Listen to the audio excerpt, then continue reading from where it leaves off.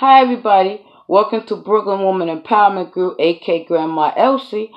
Today is July 30th, 2017, and it's 2:35 p.m. in the afternoon, people. Today, I look a little tired because I went to sleep like 4 o'clock this morning, and my daughter called me 100 times when she go to work because she don't work in Brooklyn. So she's 25, that's the baby.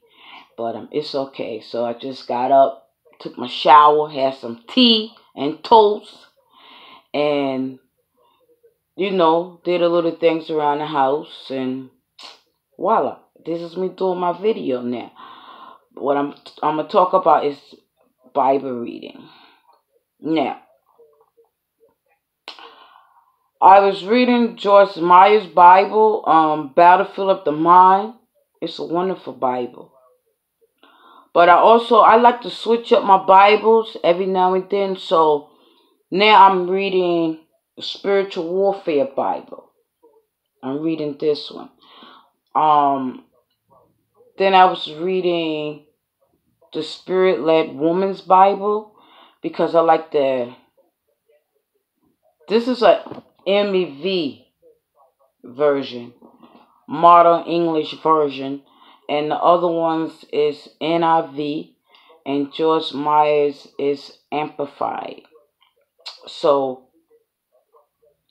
I just be like trying to get into the Word with the Lord, and having kids around all the time, it's a distraction, and I'm not going to let nobody tell me that, oh, you shouldn't let that stand in your way of reading the Word. But guess what I do?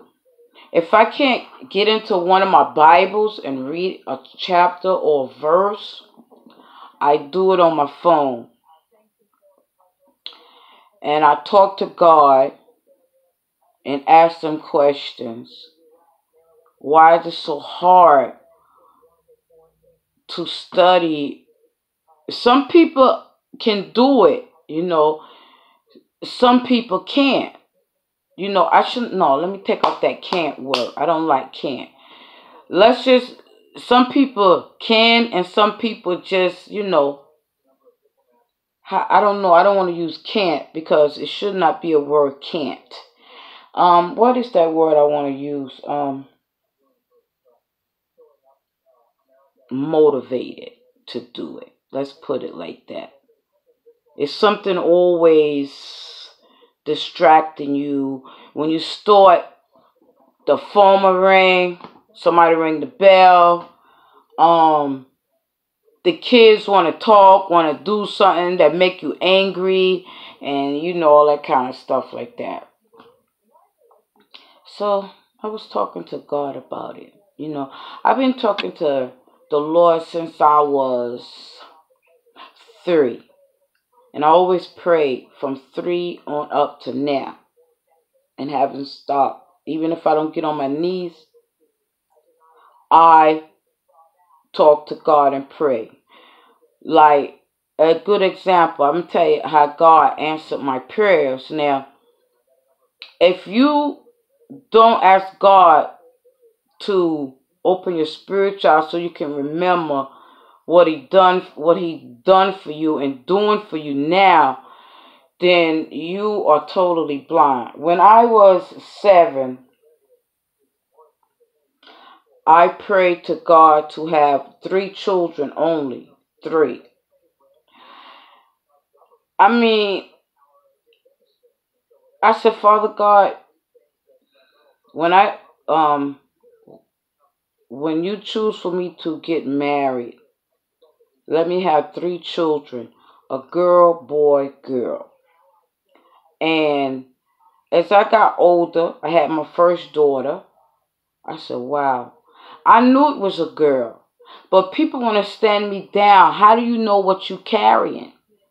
Because when you're a female, you have to be in tune to your body. I knew I was having a boy, the second child. People talking about, oh, that's a girl. No. That is a boy. The third child, people thought it was a boy. I said, this is a girl. And so my son wanted a brother at that time. So when he found out it was a girl, he cried. He fell down and cried. And he was like, he was 9. He wanted a brother, but he didn't ever get a brother. So he just thanked God for the 2 sisters he had. But God did answer that for me. Even though the marriage didn't work out, he answered that part for me. And when I used to look at the other grandparents, I said, Father God, I don't want to be like the other grandparents. At least I don't want to be like a mean grandmother or a grandmother that don't understand nothing. I wanted to be a grandmother where the grandkids and the nieces can come and tell me things because they know I'm not going to tell anyone else. And if it's wrong, I'm going to talk to them. And if something happened, I'm going to tell them how they should tell their parents. Because some things should not be kept totally secretly if it's dangerous or important. So that's the type of grandmother I am. And even though I'm a child of God, when my grandkids, because the grandkids listen to this worldly music. Me, when I listen to it and listen to the people rap and sing, some of them rappers are vulgar and some of them rapping stuff they ain't even never did before. Some of them rappers, if you know what I mean. Some songs that I listen to, I listen to it not with the physical ear, but with the spiritual ear.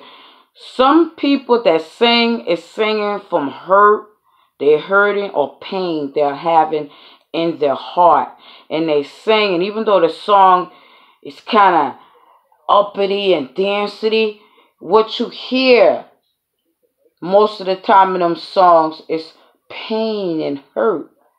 So, you got to listen. Some people say, oh, don't listen to that worldly music. No, if you listen to it, you can analyze it and break it down. Some of them people singing from pain and singing from something they went through. Like one of the singers from Linkin Park, he committed suicide. Yeah, because he was molested when he was little. So I listened to some of his songs and I could hear the pain in his voice when he's singing. I don't care how much the song is dancing and hopping, and it's a pain in him. And you can hear it. Okay? Just like, you got to listen to things. You don't just like throw everything under the rug and say, I ain't listen to that. You got to watch and observe everything. You know what I'm talking about? Anyway, this video is long and I got to go, but I'm coming back with part 2 to finish up Bible study, what I'm talking about. So this is Grandma Elsie from Brooklyn Woman Empowerment Group, and I want you to stick around for part 2 of this video.